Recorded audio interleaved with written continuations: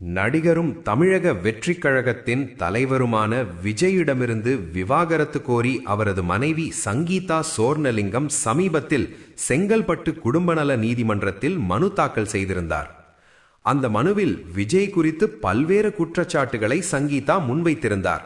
குறிப்பாக வேறொரு நடிகையுடன் திருமணத்தை மீறிய உறவில் விஜய் இருப்பதாகவும் அவர் குறிப்பிட்டிருந்தது ரசிகர்கள் மத்தியில் பெரிய பரபரப்பை ஏற்படுத்தியது.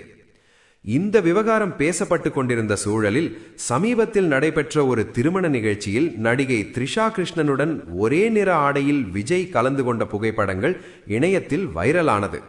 இதன் பின்னணியில் தற்போது சங்கீதா நீதிமன்றத்தில் புதிய மனு ஒன்றையும் தாக்கல் செய்துள்ளார்.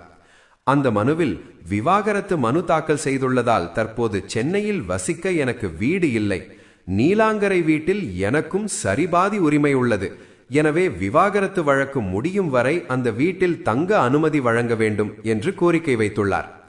மேலும் இந்த விஷயத்தை விஜயிடம் பேச முயன்றபோது அவர் வழக்கறிஞர் மூலம் என்னை மிரட்டுகிறார் என்றும் சங்கீதா தனது மனுவில் குறிப்பிட்டுள்ளார். அதேபோல் ஏற்கனவே தாக்கல் செய்த முதல் மனுவில் நியாயமான ஜீவனாம்சமும் கோரியுள்ளதாகவும் தெரிவித்துள்ளார்.